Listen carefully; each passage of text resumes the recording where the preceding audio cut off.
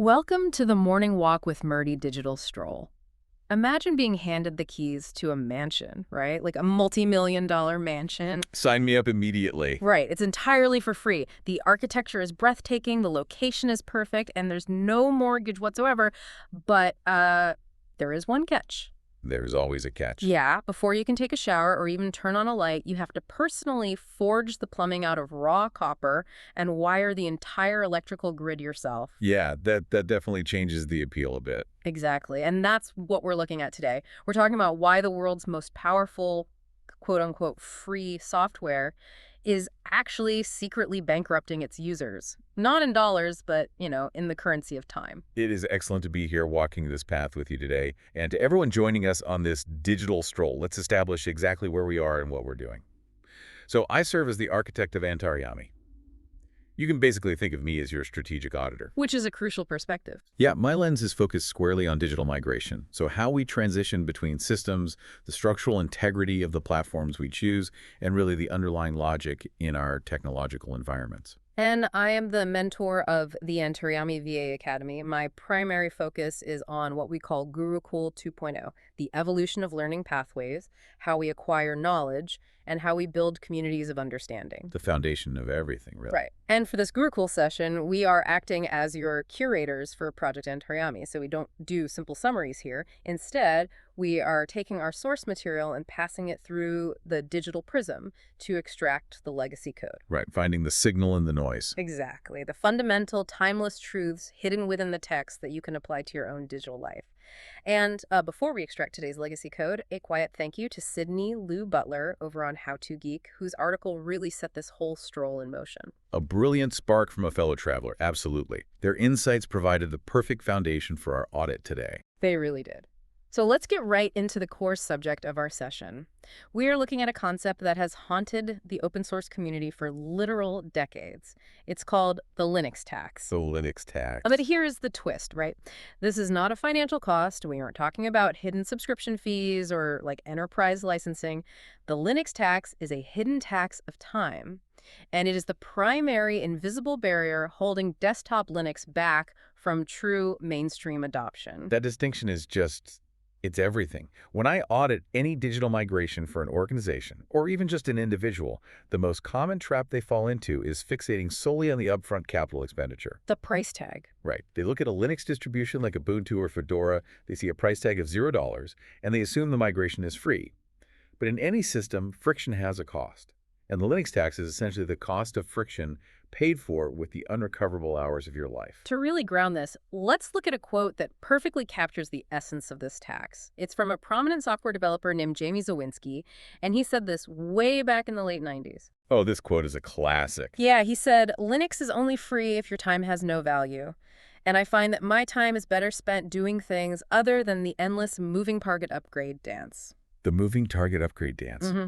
That is a devastatingly accurate strategic assessment, especially if you remember what computing was like in that era. I mean, in the late 90s, maintaining a Linux system wasn't just a hobby. It was practically a full-time job. Oh, for sure. You didn't have nice graphical app stores. You were constantly compiling software from source. Right, and let's actually pause there for a second and explain that to the listener. Because compiling from source sounds like a neat, technical term, but in practice, it was a nightmare. The complete nightmare. You weren't downloading a finished program, you were downloading raw lines of text that a human wrote, and you had to run a translation program on your own machine to turn that text into an application your computer could actually run. And that translation process almost never worked on the first try. You were constantly dealing with broken dependencies. Dependency hell. Exactly. And to put it simply, dependencies are just the extra little bits of background software that one program relies on to run. Imagine trying to bake a cake, but the recipe says you first need to forge your own whisk out of iron. And to do that, you need a specific type of coal. Right. But your oven only accepts wood. That was the dependency hell of the 90s. The moving target upgrade dance meant holding your operating system together with digital duct tape. Hold on, though. Let me play devil's advocate here for a minute. If I'm getting an incredibly powerful virus-free operating system for $0, shouldn't I be willing to learn a little bit about how my computer works? Like, isn't putting in some sweat equity a fair trade-off for not paying a massive corporation? It's a fair point, but you have to run the actual numbers. Because time is money. That is the inescapable calculation of digital migration. Let's say your personal time is worth, conservatively, $50 an hour. Okay. Sure. If you spend 3 hours trying to get a wireless printer to talk to your computer, or you lose half a day troubleshooting a graphics driver just so your screen doesn't flicker, what is your true cost? Right. That quote-unquote free operating system just cost you $200 in lost productivity. And once you accumulate hundreds or thousands of dollars in lost time over a year, the strategic wisdom of choosing a free OS kind of crumbles. Okay, yeah, that makes total sense. Let me bring in an analogy from my side of things, looking at this through the lens of Gurukul 2.0. Think back to that mansion from the beginning of our stroll, but let's make it a beautifully constructed Gurukula school. I like where this is going. So the architecture's stunning, the library has every book ever written, and the tuition is entirely 100% free. You arrive on day one, ready to study, but the headmaster hands you a blowtorch and some copper pipes. Wow. Yeah, before you can read a single book, you have to forge the plumbing for the building and wire the electricity to your desk. That perfectly visualizes the structural problem. The institution itself is free, but the foundational infrastructure requires manual, highly technical labor from the student. And sure, some people might actually love learning how to solder copper pipes. They might find it deeply rewarding to understand how water pressure works, but most people just came to study mathematics or literature. They just want the water to run. They just want to turn on the tap. The time spent wiring the building is a massive tax on their actual educational goals. Which brings us to a fascinating psychological paradox within the open source community.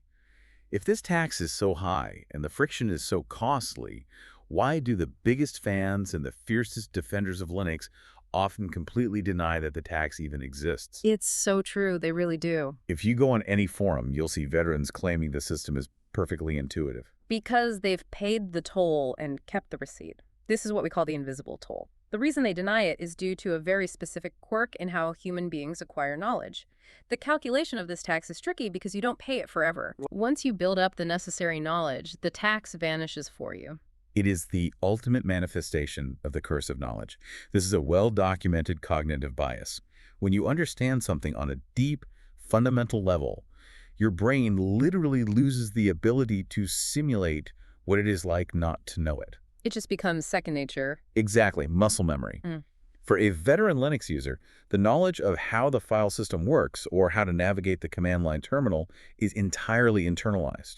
So when a newcomer encounters a roadblock, the veteran literally cannot see the friction anymore. To them, the road is perfectly clear. And this leads to a dangerous pitfall for anyone trying a digital migration. I call it the support trap. Imagine you're a new user, you hit a wall, maybe your Bluetooth headphones won't connect, you go to a community forum to ask for help. Always a gamble. Right. And the standard advice you get sounds incredibly simple to the veteran giving it. They will say, oh, just edit your system config file, or just install this specific kernel module from the repository. Which, from a strategic auditing perspective, is terrible advice for a new user. It assumes a foundation of knowledge that simply isn't there. It's terrifying because to the newcomer, every single one of those quote-unquote simple steps introduces 3 new unfamiliar concepts. If I tell a beginner to just edit the config file, they don't know where that file lives. No idea. They don't know how to open a text editor in the terminal. They don't know that they need root privileges to save their changes. So they have to go read a whole new guide just to figure out how to open the file, let alone edit it. Let alone actually fix the Bluetooth. Exactly. They end up in this fractal rabbit hole of reading and researching just to solve an incredibly minor problem. And if they don't want to gamble their time on community forums where they might get ignored, mocked, or given outdated advice that breaks their machine, what is their alternative? Paying for help. Right? They have to pay real, actual dollars for formal enterprise support from a company like Red Hat or Canonical, which completely defeats the initial premise of choosing an OS to avoid upfront costs. Yeah. You're either paying in massive amounts of unguided time or you're paying in cash. Think about the visual language of these systems, too. If you look at the terminal screens that veterans love to share online, say you pull up a NeoFetch readout. For the listener who doesn't know, NeoFetch is basically a command that prints out a diagnostic summary of your system. Right, it looks very technical. Yeah, to a veteran, it's a beautiful, clean dashboard showing their processor type, memory usage, maybe some cool ASCII art. But to a beginner, it looks like the green code falling down the screen in the Matrix. Oh, absolutely. It is a wall of raw data, cascading package numbers, and arcane kernel versions. It is profoundly intimidating.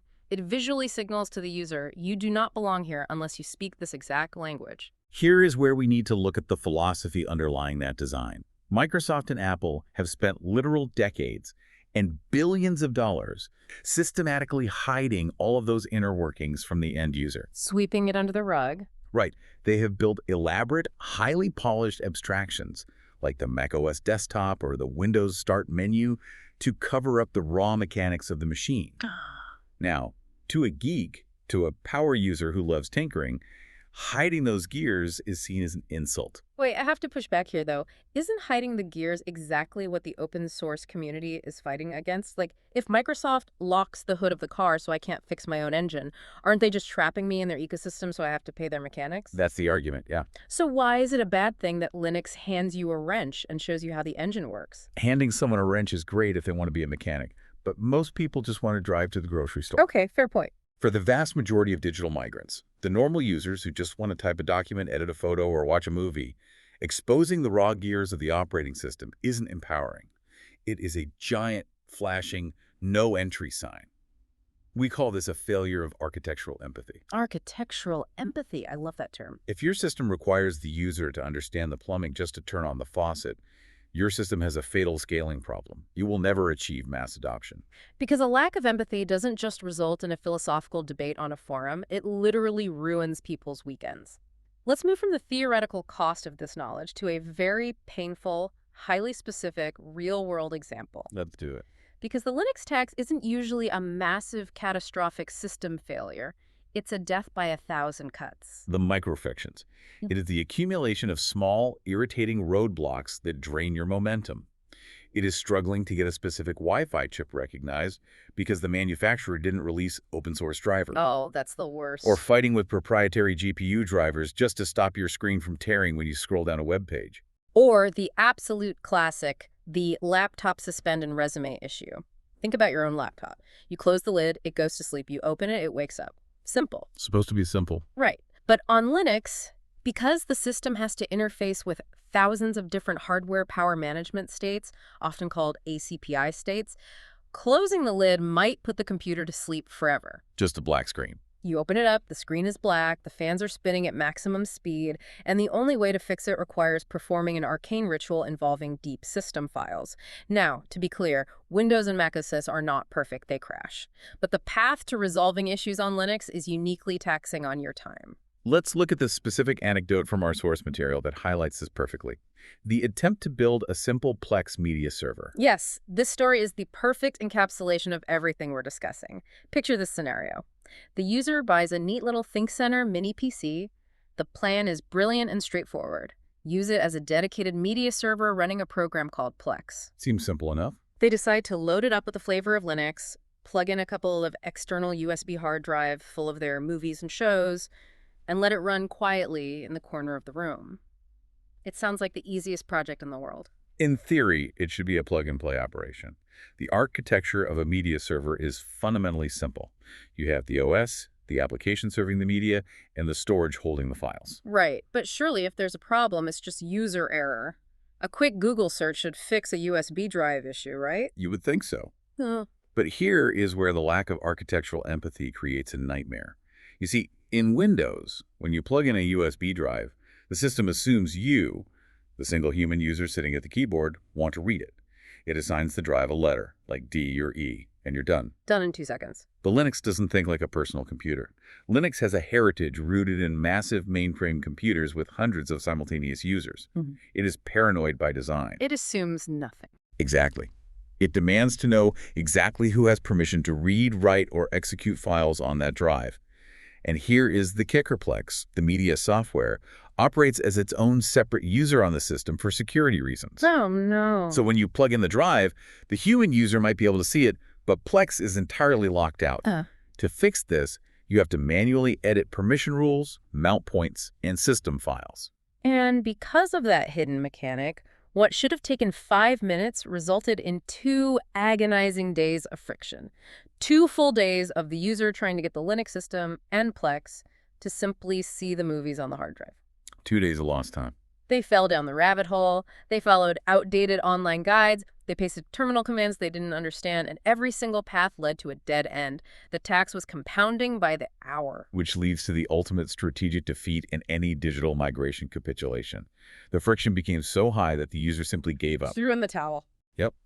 They downloaded a tool called Rufus, created a bootable flash drive, and completely wiped Linux off the machine.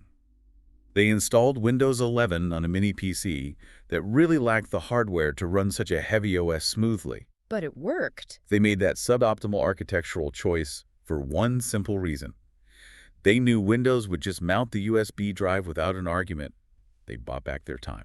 The only reason there was any resolution to the Linux side of this story was because of outside intervention. A colleague of the user, a guy named Dave McKay, who possesses deep veteran Linux knowledge, had to step in. The mentor arrives. Right. Dave had to sit down and write a custom, highly specific cheat sheet just to explain the permission structures and get those USB drives to work with Plex on Linux. Which perfectly illustrates the Gurukul problem you mapped out earlier. Precisely. The problem wasn't technically impossible to solve. The doors to the school weren't locked. But the student was entirely incapable of translating the text without a dedicated mentor standing over their shoulder. Dave McKay acted as the translator for the legacy code of the system. Without the translator, they're stuck. Without Dave, the student was locked out. You cannot build a scalable educational system or a scalable operating system if every single new user requires a personal mentor just to plug in a hard drive. That is the core of the audit right there. If exposing the inner workings holds the system back, what is the alternative? This leads us to our final strategic question. What happens when a system successfully pays the tax on behalf of the user? To understand the path forward, we have to look at the ultimate success stories. But before we look at the successes, we have to acknowledge a very strange, almost controversial truth about the open source community. A significant portion of Linux users actively do not want mainstream adoption. It is a fascinating cultural defense mechanism. It's similar to Stockholm Syndrome, really. When a community bonds over shared hardship, over surviving the grueling friction and paying the time tax, they begin to view that friction as a badge of honor. Like a secret club. Exactly. They spend an incredible amount of energy on forums, justifying why simple things that take a single click on macOS, should remain complicated on Linux. They mistake complexity for control. There is an old joke in the tech world that is honestly about 50% true. Android, which fundamentally runs on the Linux kernel, will likely become a fully successful mainstream desktop OS long before any quote-unquote real traditional Linux distro does. Because it hides the complexity. Why? Because Android completely hides the gears. My mom uses Android, and she has never once opened a command terminal to update her phone. That joke points to the exact strategic reality. Linux only wins when the tax approaches zero. The platform becomes immensely powerful when the friction is entirely removed from the end user's experience. And we have undeniable, massive proof of this in the hardware market right now, the Steam Deck. Oh, this is the perfect example. Let's unpack the Steam Deck. Think about this. You have a massively popular handheld gaming device. Millions of people are buying this thing, taking it out of the box, logging into their accounts, and immediately playing high-end PC video games. Seamlessly. And the vast majority of those users have absolutely no idea they are holding a Linux machine. They never open a terminal, they never worry about package managers, they never compile a driver. Because Valve, the company behind the Steam Deck, made a massive strategic investment. They recognized the tax, and they chose to absorb it themselves. They took the hit. They spent enormous amounts of money, time, and engineering effort into perfecting driver support before the device ever shipped. They built incredibly complex compatibility layers, specifically a tool called Proton. Right, Proton. To put it simply, Proton is a real-time translator that tricks Windows games into thinking they are running on a Windows machine when they're actually running on Linux. They handle all the software updates silently in the background. They designed a seamless, console-like user experience. Valve paid the Linux tax so you don't have to. To bring it back to our Gurukul metaphor, Valve didn't just build the school. They laid all the pipes, they installed the electrical grid, and then they hid all that infrastructure behind beautifully painted drywall. The students just turn on the tap. The gamers just turn on the tap and the games flow. And it's not just commercial hardware companies doing this. We are seeing major strides from specific Linux distributions that have realized this is the only path forward. Correct, the commercial distro path. If you look at operating systems like Ubuntu, Zorin OS, or Linux Mint, their entire design philosophy is pivoting. They are intensely focused on mimicking the commercial operating systems when it comes to ease of use. They're building the drywall. They are trying to build those abstractions. They are Yeah. trying to hide the terminal. They are making driver installation a simple one-click process in a graphical interface. They recognize that absorbing the friction is the non-negotiable path to becoming a mainstream OS for everyday users. This is the ultimate strategic lesson. This is the legacy code for anyone listening, whether you are managing a digital migration for a massive company, building a community platform, or just trying to organize your own personal digital life. A system only scales when the architects absorb the friction. It's a universal rule. You cannot pass the structural complexity on to the end user and expect them to thrive. Exactly.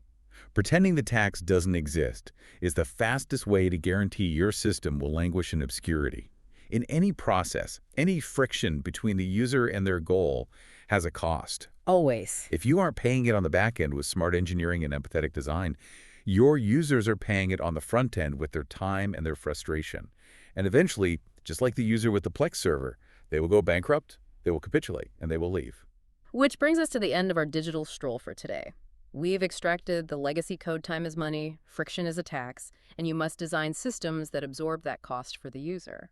But, in the spirit of Gurukull 2.0, we never want to leave you with just a neat summary. Right, a strategic paradox to consider as you audit your own environments. Exactly. So consider this. If the ultimate goal of all technology is to completely hide the complexity, like Valve did with the Steam Deck, or Apple does with Mac OS, so that the user's tax drops to absolute zero, wait, do we risk creating a generation of digital consumers who are entirely technically illiterate? It's a profound question. If the system never breaks in a way that forces you to open the terminal, if you never have to see the gears, do you lose the very resilience, independence, and deep understanding that the open source movement was built to foster in the first place? Are we trading competence for convenience?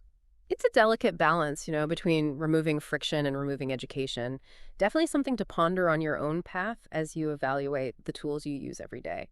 Thank you for joining us on this Gurukull session. We will see you on the next stroll.